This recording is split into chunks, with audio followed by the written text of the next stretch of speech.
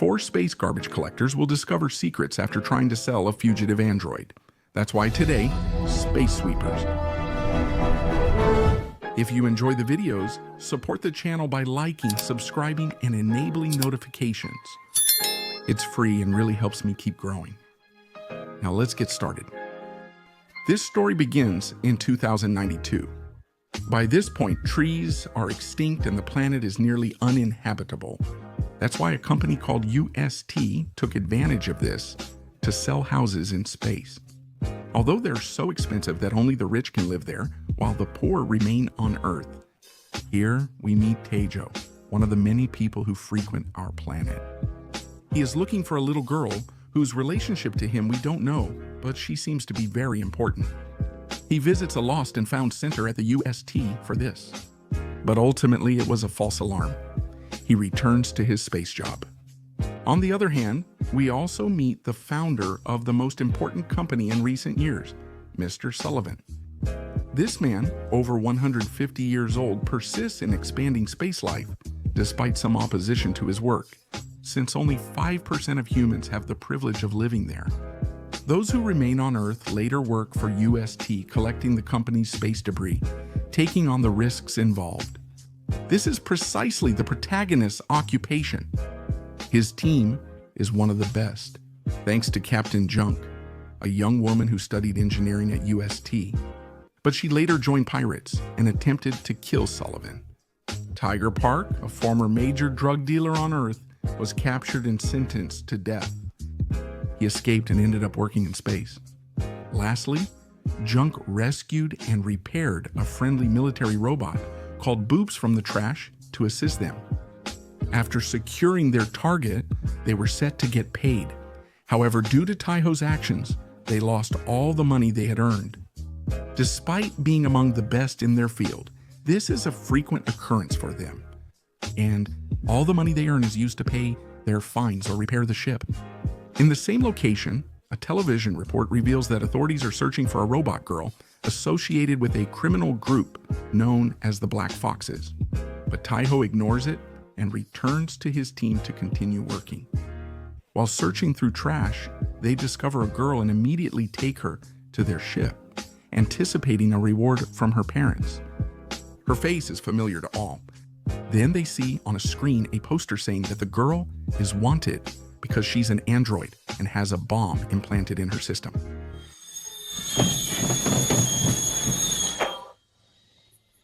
Still, Dorothy doesn't seem to be aware of the danger and gets sad when everyone runs away. The team plays rock, paper, scissors so that the loser has to go out and tie her up outside the ship. Coincidentally, our protagonist loses. But when he goes out, instead of grabbing her, he checks her belongings. There he sees some papers and gets the brilliant idea to ask the Black Foxes for a reward to hand her over. To share the news, they pause at a bar and, using a voice-changing phone, contact the Black Foxes. Without much hesitation, the man they called offers them $2 million and they accept. After closing the deal, they prepare to go to the agreed location, but a police officer visits them en route. And that's because Park had called the police as soon as they found the girl. They try to act as if nothing happened. When the inspector arrives, Tejo attempts to bribe him with a few bills, but it's insufficient. The captain accuses the police officer of corruption, using the situation to her advantage. Upon observing him, she notices he possesses an illegal weapon, which is sufficient grounds for his deportation to Earth. With this threat, they get him off their ship before he sees Dorothy. Now it's time to take the girl and claim their reward. They reach the commercial district, where a purge-style celebration with Asgaras is taking place, allowing them to blend in seamlessly. They locate and disarm their target, unaware of the Bragos snipers poised to shoot them, as soon as they see that they really have Dorothy. The point is that the guy shows that he has the money he promised. But when they're about to hand over the girl, it turns out she escaped. Unfortunately for him, everyone at the party recognizes her, making it easy to find her, but they're not the only ones searching. The Space Guard shooters, who had been tracking the cell phone, locate her first.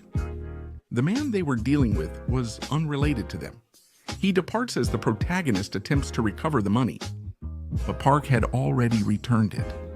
They escape thanks to the girl who shielded them from the explosives. On the ship, they speak with her and learn her true name is Kotnim. By this point, everyone but Tejo had grown fond of the little girl.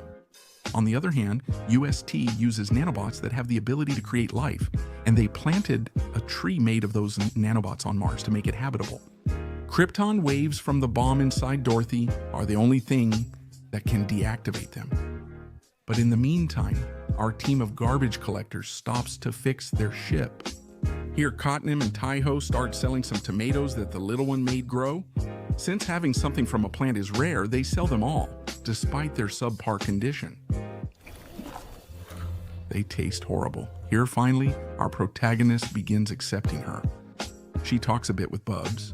He tells her a little about his companions and how his dream is to have surgery to look like a human. The crucial element is that we discover our protagonist's background. It turns out that since he was a child, he was always in the Space Guard after being adopted by the UST. At only 17, he was the first in the Geniuses program and held the record as the best pilot. During a mission to capture illegal immigrants, he found a baby girl and chose to care for her, even though the rules say she has to be sent back to Earth. Over time, he became her father. He discovered that little Suni became deaf from the gunshots during the attack. This made it so she couldn't work the same way, and it didn't take long before he was fired. That's how he went from being a rich person to living on the street. But one day, a piece of space debris fell where he was. He was distracted trying to get money and didn't realize Suni was there. Where was the impact? He went with the recovery service people, but the only useful thing he got from there, he was told he only had 3 years to find her, after which it would be impossible. And since his space citizenship was revoked, he had to pay a huge amount of money for them to look for her. So that's why he's still trying to get that money so he can find her. Back to the present, the guy they negotiated with calls them again to ask them to meet up again in 2 hours. None of them want to give up the girl as they've grown attached to her. But for Thais, her daughter remains her priority. The issue arises when the guy seizes the girl and attempts to flee with her after they let their guard down briefly. Tejo and Park catch up to the guy, but more masked men appear, which World Park quickly takes care of. Upon removing their masks, the captain recognizes the intruders as acquaintances and decides to interrogate them, since she found out the little girl is human and the daughter of a nanobot designer. Although those who try to kidnap her already know all of this. Meanwhile, Jim Sullivan captures a black fox and invites a questioning journalist to his districts. The journalist must kill the fox to satisfy the soul condition, despite being opposed to the act. Anyway, this only shows that he is just like the rest of the humans that Sullivan hates so much. Sullivan doesn't care about killing to get what he wants, although he is ironically like that himself. After being told it was a test, he kills the journalist. And immediately, he asks his guards to look for the sweepers who have Dorothy. Returning to the captain and the others, it is revealed that they are all members of the Black Foxes.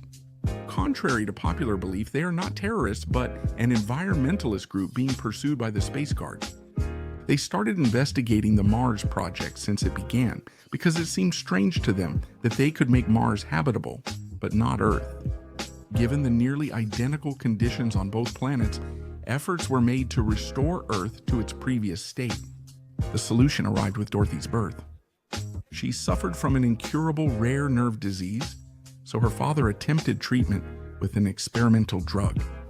He chose to inject her with nanobots to replace the damaged nerves.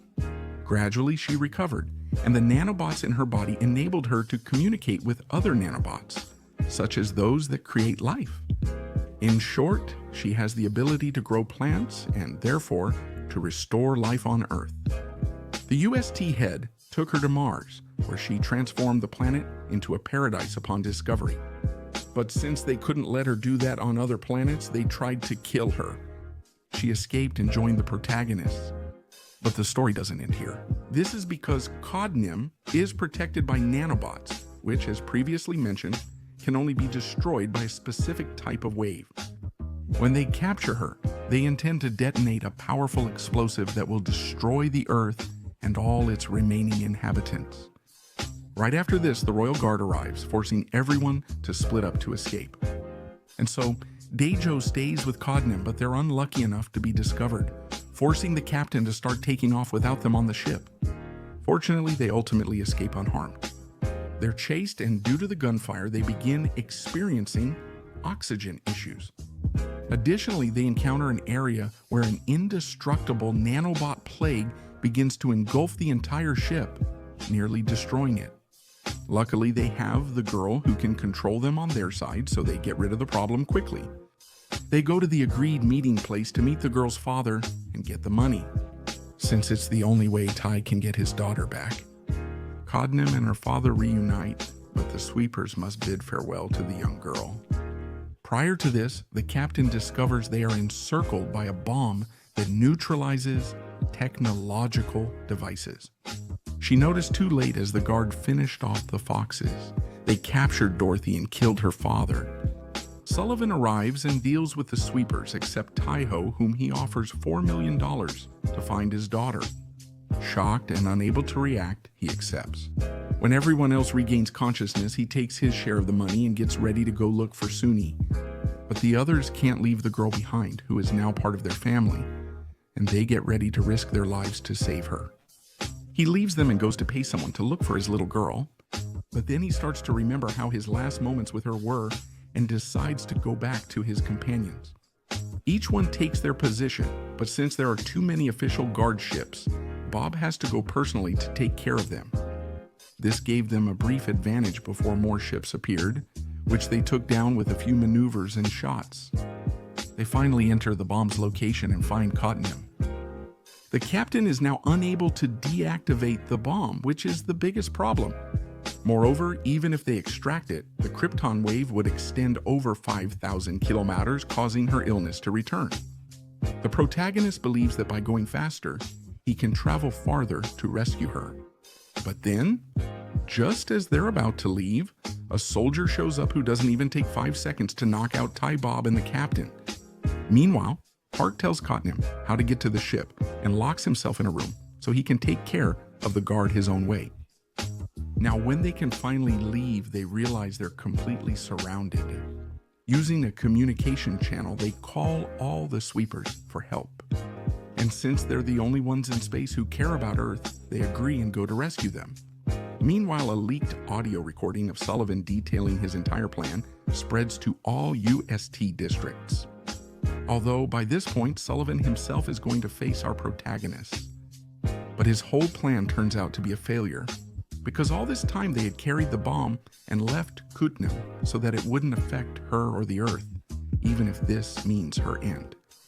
Or so we thought, because despite being so many kilometers away, little Dorothy protected them with the plague of indestructible nanobots. As a result, they achieved their goal and compelled the UST to acknowledge their error, and to start a project to make Earth the way it used to be. That's not all. Each of them also achieved their own goals. Bob's received a synthetic skin transplant. Meanwhile, our protagonist communicated with his daughter through nanobots surrounding her, with Kotnim and Dorothy's assistance. But they can't do anything anymore, because at that moment, the 3 years needed for her recovery were completed. Still, none of this stops them from continuing to be space sweepers. This was Space Sweepers. Don't forget to like, comment about what other movies you want to see on the channel, subscribe, and turn on the notification bell so you don't miss the next videos.